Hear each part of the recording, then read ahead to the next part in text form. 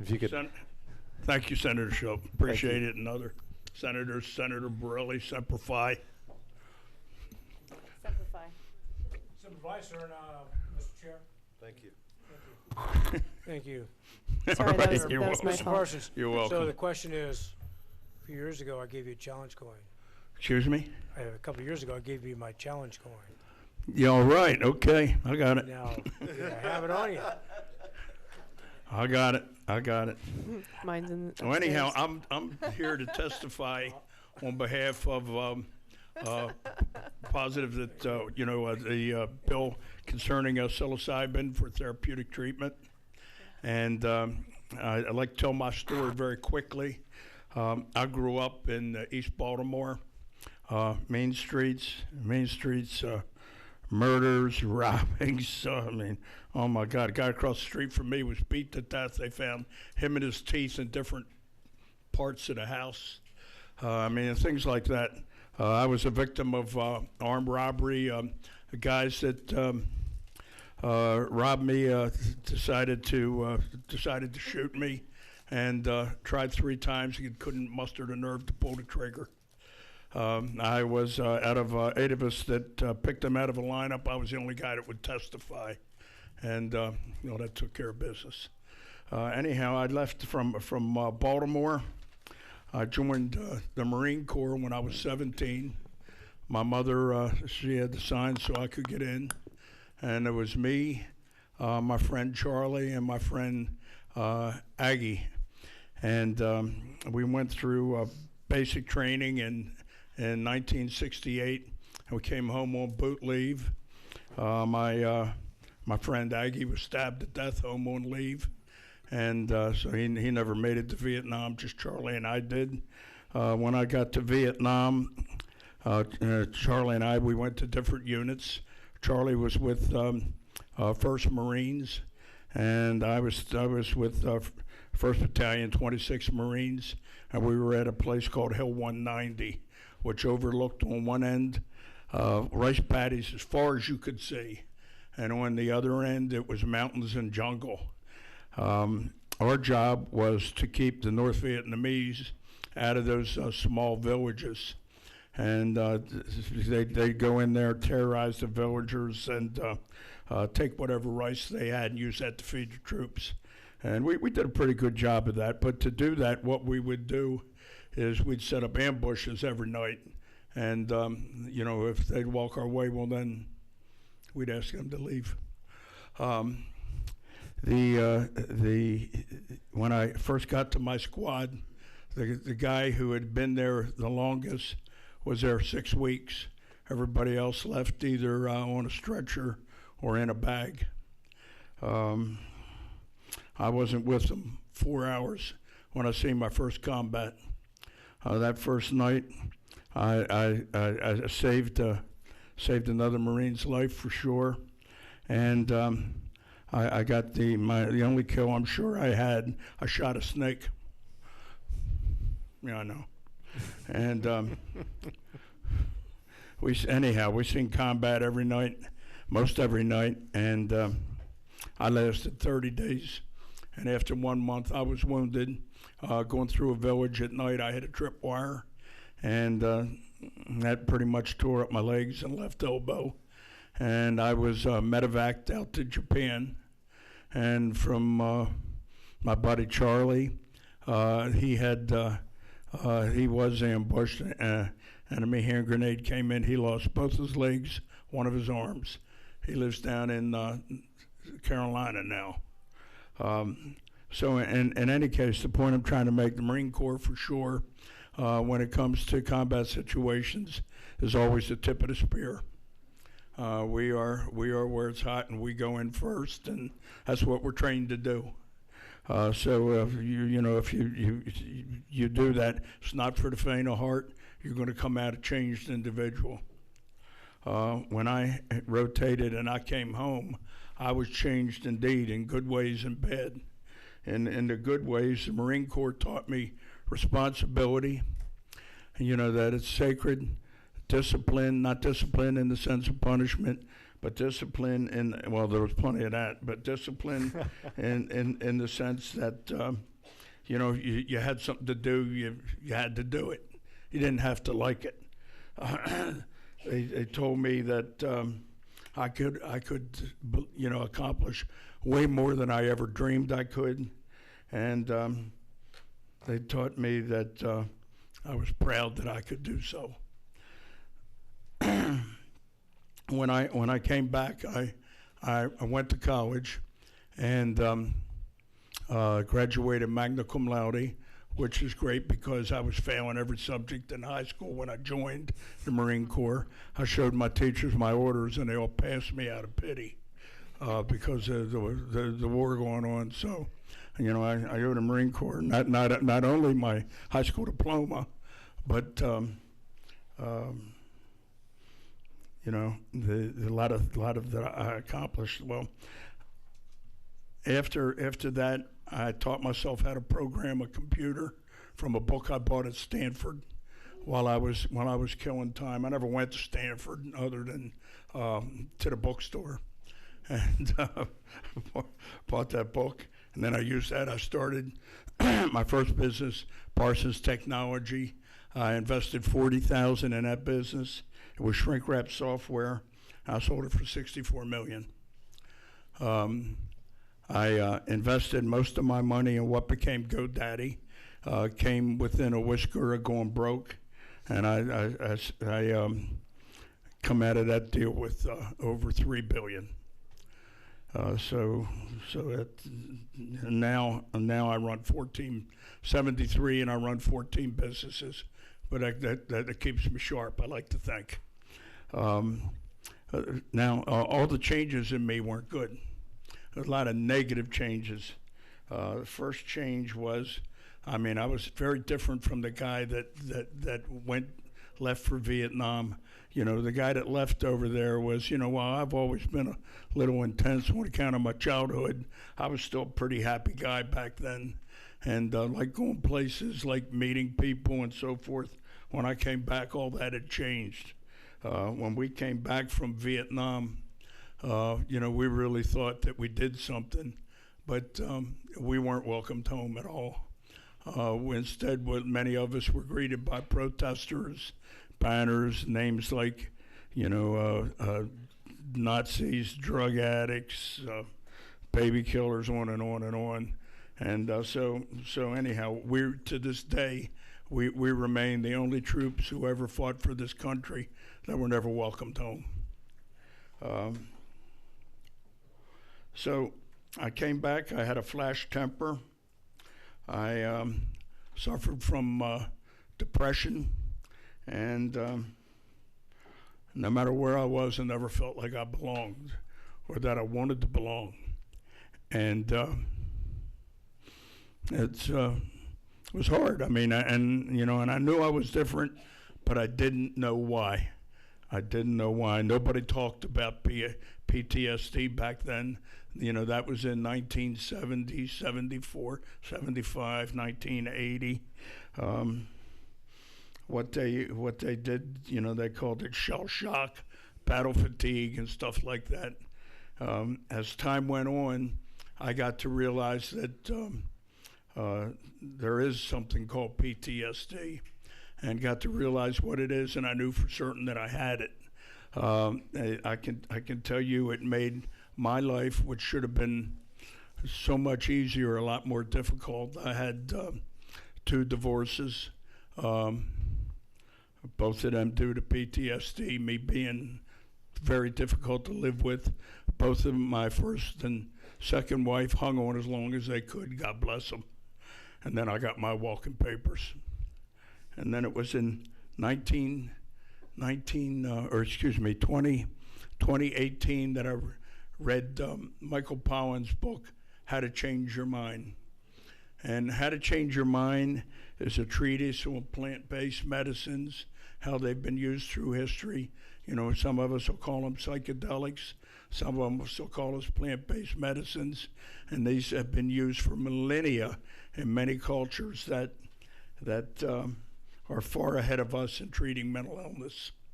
And after reading that and what it could do, I talked to my that third wife, Renee, who I said to her, you know, that I'd like to try this if I could. And I'd never done anything like this in my life. You know, I just never have. So 2 weeks later, my wife had me hooked up with 2 individuals that travel under the radar and treat veterans and others for, you know, PTSD and mental illness related things. And so I met them in Hawaii, and I took the plant-based medicine for 3 days. On the second day, it was psilocybin, and I took a hero's dose of psilocybin.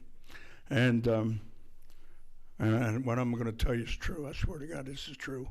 The guide made a small pot, and he said this holds three cups, and I made those psilocybin tea, and I made it very strong, so you only need 1 cup. Well, I drank all 3 cups, and I ate the tea bags. Overachiever. So I could tell you, I was sailing. Yeah. And when you're treated with psychedelics, it is not a fun thing. I mean, you know, I can tell you after doing that my thoughts were, man, I don't want to go through anything like this ever again, because all the stuff that is causing you issues comes up and you deal with it. I mean, a lot of tears. And it's hard. But afterwards, I was a different person. I mean, the first person to notice was my wife, Renee. I mean, she's like, where's Bob? I mean, you're so easy to get along with. I mean, you're so nice, you're so relaxed, you're so happy. You know, same thing for the people I worked with, everybody I came in contact. And one of the happiest people was me, because I wasn't carrying that cross anymore. My son told his wife that he thought for sure that I found out I was going to die. And she asked him why, and he said, well, Dad keeps calling, and he's so nice. He's never done that before. Well, I told him I was probably going to be around a lot longer than what he thinks. So, anyhow, for me, it had been 49 years since the war when I had that psychedelic treatment, and I finally came home.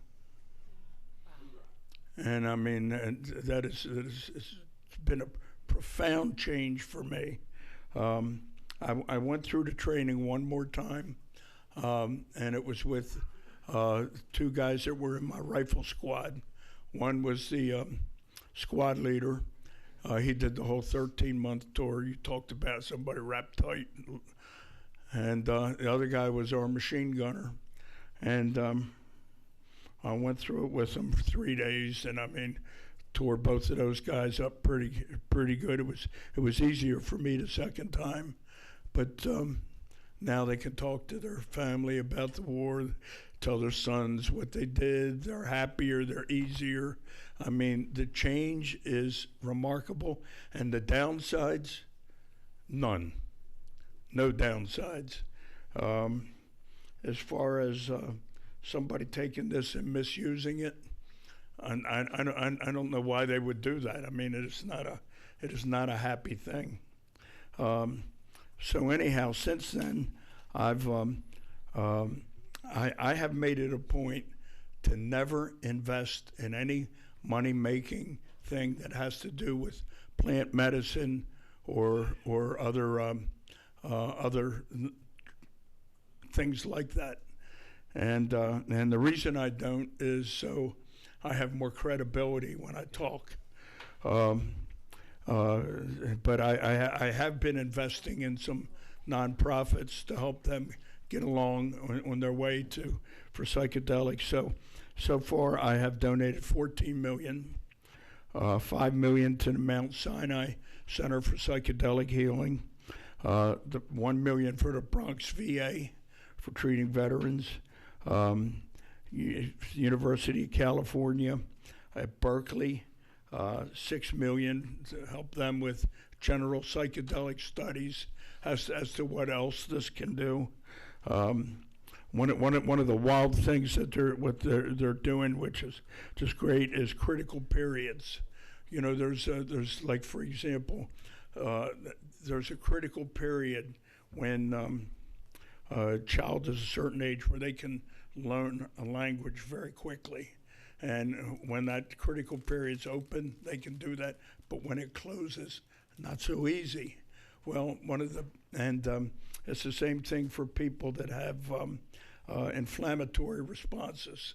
The critical period determines what they're exposed to, and the body labels it as a friend, but afterwards as an enemy after the critical period. Well, this psychedelics has the power to open and close these critical periods. Just figuring out how, but it's way early for that.